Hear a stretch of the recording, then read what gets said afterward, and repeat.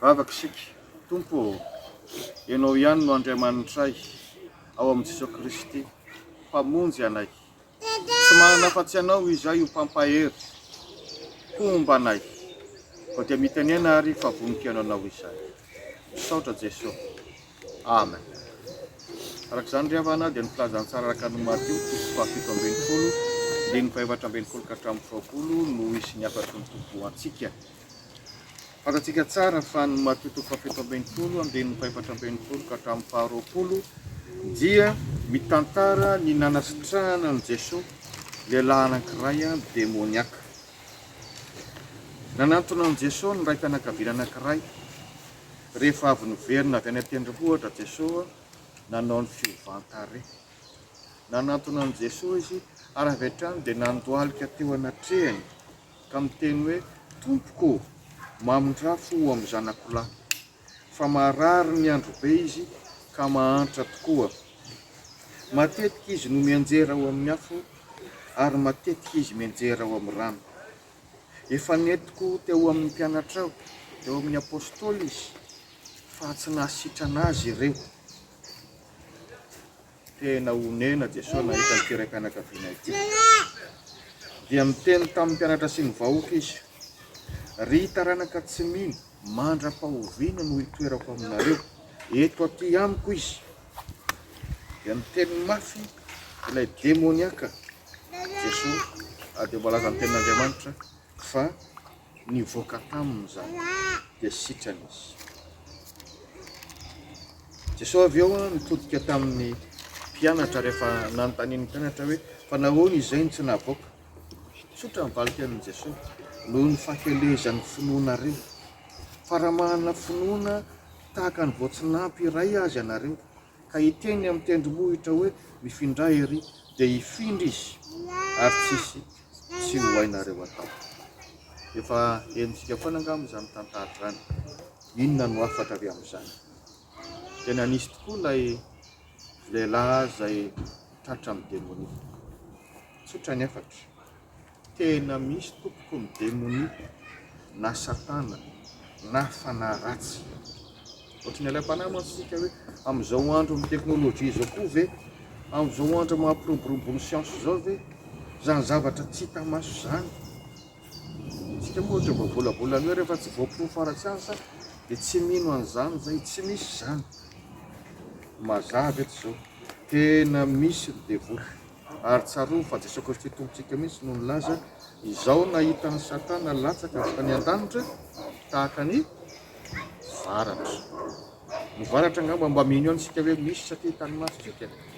Tahaka izany. Tena sady fantatrao ny varatra fa sady haingana no mahery vaika. Tahaka izany nanoaran'i Jesosy amin'ny satana. Aoka tsy isika ankehitriny izay fatao hoe mpanaradia amin'ny tompo no tratra an'izany fomba fihevitra tontolo izao zany hoe tsisy an'izany devoly zany.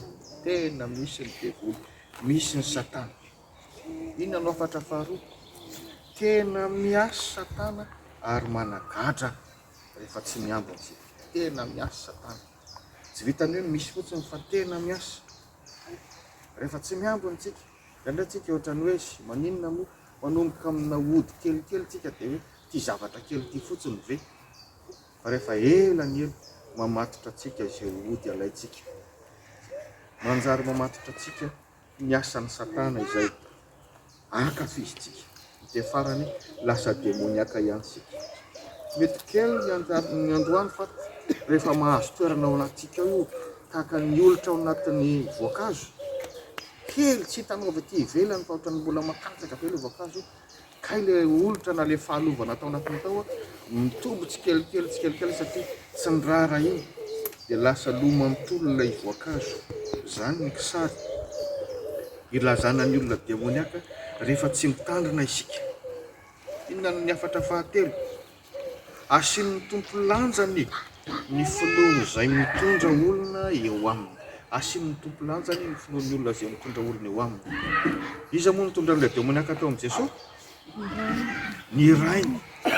Ny rainy no nantoalika voalohany. Rehefa nanontaniany Jesosy dia hoe mino aho. Rehefa natsiariny tsy fahalemeny koa dia vonjeo amin'ny tsy finoko aho. dia Jesosy tsy nanontany an'ilay demoniaka koa raha ianao ve mba mino izy ara-demoniaka fa noho ny finoana sy ny fanoloran-tena nyity ray aman-dreniny ity dia niaino azy Jesosy ary dia nosotranina le marazy. Tsika reto ray aman-dreny daholo miaraka amin'ny zanaka dia ampatsahivina anao zany hoe tena mihaino ny fivavaka ao sy ny fitalaonao indrindra fa amin'ny finoana ny tompo ary lesinao antsika zany mba ataovy adidy zany hoe mitondra olona ao amin'ny tompo zany. Za hoe tany am-piangonana nanao fanamby hoe mba ho hita antsika zay mahatondra olona vaovao amin'ny fitsangatsanganan'io. Tsy fampitsaratsara koa sika fa za dia miara-miaiky aminareo hoe tsy mora ny mitaona olona fa tsy zany tsy mora ny mitaona olona fa apetrakintsika amin'ny tompo nefa adiditsika tsy azontsika alahana foana zany mitaona olona eo amin'ny tompo fa dia io zao dia miariary hoe tsy mba atao amin'ny tompo tsinotsinona mihitsy zany hoe misy olona miezaka mitaona olona mba ho vonjeny zany ary tsy ho diso fitahina avy amin'ny tompo noho ny amin'izany mihitsy ianao. Ny afatra manaraka dia izao tsy azo atao ampahazarana fotsiny ny fanompoana an'Andriamanitra raha tsy zany tsy misy vokana. Tsy azo atao ampahazarana fotsiny. Mahavariana fa noentiny ity ray aman-dreniny ity teo amin'ny apôstôly teo amin'ny mpianatra le zanany demoniaka dia ny asan'ny apôstôly sitrana sa tsy sitrana? Sitrana sa tsy sitrana? Tsy sitrana, tsy nivoaka le devoly. Fa maninona moa no entiny teo amin'ny apôstôly? Satria ny apôstôly efa nanasitrana demoniaka maro dia efa naharoaka devoly. Tena nahavita an'izany mihitsy ny mpianatra. Fa tamin'ity ndray mandeha ity nambaran'i Jesosy hoe ohatrany mandeha rotinina fotsiny nareo zany. Fa dia aveo fa mivoakavoaka ho azy amin'izao hoe tsy ampivavaka nareo zay dikan'ilay hoe kely ny finoanareo, tsy ampy fifantohany ianareo. Dia zany koa nampaharezaka antsika manomboka amin'ny tenako pasteur, ianareo diakona, ianareo tompon'araikitra sampana. Tsy mandeha ho azy zany io raha te hita vokatra tsara tsika. Le endrika ivelany mety jerevantsika an'izany fa tena raha vao tsy ao le finoana sy tena fanetretena sy fanoloran-tena milaza aminao fa tahaka ny mpianatra mitsefitra. Fa mbola eo miasa ihany ny devoly, tsy mivoaka ny devoly. Ka aoka anetry tena mitondra mivavaka foana zay zara fanomponao ianao fa tsy mandeha ho azy zany. Farany voalaza eto hoe raha mahana foana tahaka ny voatsinampy ianareo. Inona moa ty voatsinampy ity? Ny teny frantsay moa dia milaza azy hoe un grain de sénévé na grain de moutarde. Ny sénévé zany dia hazo lehibe zay mamoa ny voany kely ataony migasy hoe voatsinampy. Fa rehefa ahodiny io voan'io dia azo anaovana moutarde. Fantatrareo tsara zany manatsara ny sakafo hoantsika.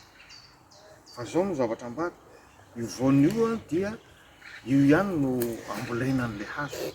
Le voany nefa raha oharina amin'le hazo dia kely dia kely.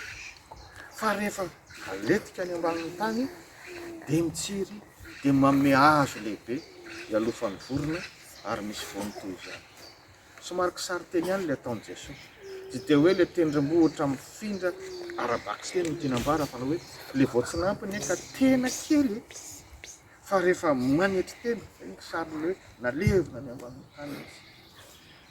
Tahaka an'i Jesosy hoe nanaiky ho faty dia nalevina mihitsy.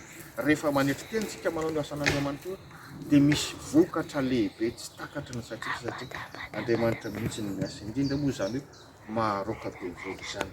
Ka dia zay no afatra maheresa daholo isika fa tsy zava-poana akory ty fivavahantsika ity. Tsy hoe famonoana fotoana ty ka mba sy ho vavaka kely aloha fa tena misy vokany. Ary zany ny fijerin'Andriamanitra tahaka ny voatsinampy kely ny isika raha oharina tokoa na trena san'Andriamanitra fa manjary mampita zavatra lehibe mitondra soa amin'ny fiarahamonina.